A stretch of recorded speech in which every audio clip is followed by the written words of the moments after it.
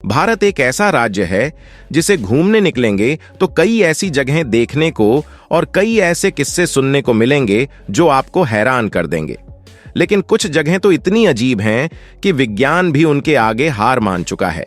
आज आपको हनुमानगढ़ी मंदिर का रहस्य बताते हैं, तो बने रहिए वीडियो के साथ। और इसी तरह की और रहस्यमयी जानकारी प्राप्त करने के लिए हमारे चैनल ट्रू हिस्ट्री को आज ही सब्सक्राइब करें और बेल आइकॉन को प्रेस करें।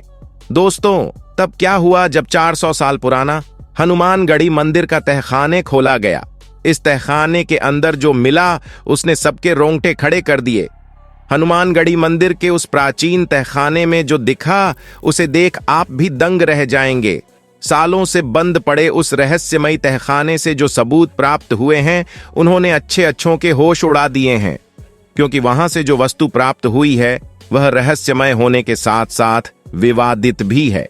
ऐसे में सबका एक ही प्रश्न है कि आखिर ऐसा कैसे हो सकता है।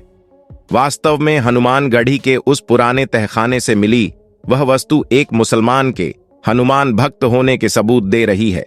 ऐसे में लोगों का हैरान होना कुछ गलत नहीं है। तो आखिर क्या है उस मुसलमान हनुमान भक्त की कहानी? क्या है हनुमानगढ़ी मंदिर के उस रहस्यमय तहखाने का सच? आखिर 400 साल बाद क्यों खोला गया उस प्राचीन तहखाने को? और आखिर कौन कौन से रहस्य छुपे हैं हनुमानगढ़ी मंदिर के उस तहखाने में? जानने के लिए वीडियो के अंत तक जरूर बन रहे। लेकिन वीडियो शुरू करने से पहले जय बजरंग बली कमेंट सेक्शन में लिखना मत भूलिएगा। हनुमान जी की कृपा आप पर और आपके परिवार पर सदैव बनी रहेगी। दर्शकों, इस कहानी की शुरुआत होती है पवन नामक एक राम भक्त से, जिसका बचपन रामायण और सुंदरकांड के पाठ के बीच बीता था और बचपन से ही श्री राम को अपना आराध्य मानता था और हमेशा श्री राम के आदर्शों पर चलने का प्रयत्न करता था। पवन एक अच्छे व्यक्तित्व का उदाहरण था तथा अपनी नौकरी पैसे के बीच भी भक्ति का समय निकाल लेता था। ऐसे ही एक दिन पवन राम मंदिर निर्माण कार्य देखने अयोध्या पहुंचा, जहां उसने सड़कों से लेकर राम जन्मभूमि तक के दर्शन किए। यह देख पवन बड़ा प्रसन्न हुआ, क्योंकि बड़ी जल्दी राम जी का मंदिर अब बनने वाला था। यहाँ पवन ने शालिग्राम पत्थर भी देखे और अयोध्या में अन्य स्थानों को भी देखा। हर जगह से पूजा अर्चना करने के बाद पवन ने वहां से जाने के विषय में सोचा। तभी एक पंडित जी ने पवन को बताया कि भले ही उसने श्री राम और उनकी जन्मस्थली के दर्शन कर लिए हो, लेकिन जब तक वह हनुमानगढ़ी मंदिर के बाल हनुमान के दर्शन नहीं कर लेता, उसे उसका शुभ फल नहीं मिलेगा। क्योंकि हनुमान जी राम जी के प्रिय भक्त हैं और वे अपने भक्तों से तब तक प्रसन्न नहीं होते जब तक कि वे हनुमान जी के दर्शन नहीं कर लेते। रामायण में भी इस घटना का जिक्र मिलता है। ऐसा माना जाता है कि हनुमानगढ़ी वही मंदिर है जिसे भगवान राम ने लंका से लौट के बाद अपने प्रिय भक्त हनुमान को रहने के लिए दिया था। ऐसी मान्यता है कि हनुमानगढ़ी के बाल हनुमान के दर्शन के बिना राम जी के दर्शन अधूरे ही रहते हैं। इसीलिए पवन अगले दिन हनुमानगढ़ी मंदिर गया तो अयोध्या शहर के बीचों बीच राजद्वारा के सामने ऊंचे टीले पर स्थित था। पवन को मंदिर तक पहुंचने में 76 सीढ़ियां चढ़नी पड़ी। जल्द ही पवन ने मंदिर में बाल हनुमान के दर्शन भी किए, जो माता अंजना के साथ विराजमान थे। वहां उसने अपने दोषों से मुक्ति के लिए हनुमान जी पर लाल चोला भी चढ़ाया तथा उसने वहां हनुमान निशान ध्वज को भी देखा, जो करीब 4 मीटर चौड़ा और 8 मीटर लंबा था।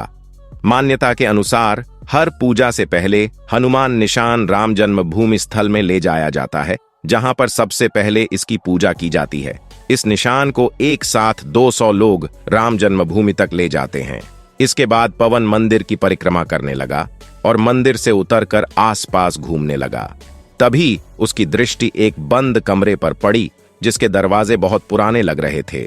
इसीलिए पवन ने उसे मंदिर का हिस्सा समझा और उसके दरवाजे को खोल दिया। पवन उसके अंदर गया और उसने वहां जो देखा उसने सबको हिलाकर रख दिया। वास्तव में वह कमरा कोई साधारण कैमरा नहीं था, बल्कि हनुमानगढ़ी मंदिर का वह बंद तहखाने था जो तकरीबन 400 साल से भी अधिक पुराना था। उसे कमरे में धूल मिट्टी और कुछ पुरानी वस्तुओं के अलावा कुछ नहीं मिला। तभी पवन की नजर वहां पड़े एक तांबे की धातु पर पड़ी और ने बड़ी उत्सुकता के साथ उसे उठाया। उस तांबे की धातु पर छोटे छोटे अक्षरों में कुछ लिखा हुआ था। तभी उस कमरे में मंदिर के कुछ कार्यकर्ता आए और उन्होंने पवन को बाहर निकलने को कहा। पवन उसे ताम्रपात्र को अंदर कमरे में रखकर बाहर तो आ गया, लेकिन उसके मन में उस ताम्रपात्र को समझने की जिज्ञासा बढ़ती चली जा रही थी। अपने मन के हलचल को शांत करने के लिए उसने अपने प्रश्न को मंदिर के पुजारी के साथ साझा किया। इसके बाद पुजारी ने जो कहानी सुनाई उसे सुनकर आप भी यकीन नहीं करेंगे। वास्तव में जब उसे क्षेत्र में मुसलमानों का शासन हुआ करता था, तब एक नवाब हनुमानगढ़ी के हनुमान जी का भक्त बन गया था। वास्तव में नवाब के बेटे को एक गंभीर बीमारी हो गई थी जो किसी भी उपचार से ठीक नहीं हो रही थी। चिकित्सा सुविधा उसे दौर में इतनी ज्यादा नहीं हुआ करती थी। वेद और डॉक्टरों ने जब हाथ टेक दिए, तब अंतिम विकल्प के रूप में सुल्तान ने थक हार कर हनुमान जी के चरणों में अपना माथा रख दिया। उसने हनुमान से विनती की कि किसी भी तरह मेरे पुत्र को बचा लें, और अंत में हनुमान जी ने उसे ठीक कर दिया। इसी घटना के बाद नवाब की हनुमान जी के प्रति आस्था बढ़ गई। उसने न सिर्फ मंदिर को दान दिया, बल्कि मंदिर का जीर्णोद्धार भी करवाया। इस नवाब ने यहां उस तांबे के ताम्रपात्र को लिखवाया था, जिसमें इस बात का वर्णन किया गया था कि आने वाले समय में इस मंदिर से किसी भी प्रकार का टैक्स न लिया जाए। ये कहानी सुनकर वह चकित हो उठा। मुस्लिम शासक हनुमान भक्त कैसे हो सकता है? लेकिन हनुमान जी की भक्ति में सब कुछ संभव है। पुजारी ने पवन को आगे बताया कि एक समय पर कुछ मुस्लिम आक्रांता ने इस मंदिर पर हमला कर दिया था। तब यहाँ के साधुओं ने उनको हराकर इस मंदिर की सुरक्षा की थी। हनुमानगढ़ी मंदिर का हनुमान निशान ध्वज इस विजय का संकेत देता है। इस पवित्र ध्वज को आज भी विशेष अवसर पर बाहर निकाला जाता है। तो दोस्तों, ये थी हमारी आज की वीडियो। आपको जानकारी कैसी लगी कमेंट सेक्शन में जरूर बताएं। इसी के साथ वीडियो को लाइक करें, शेयर करें और चैनल को सब्सक्राइब करें। धन्यवाद।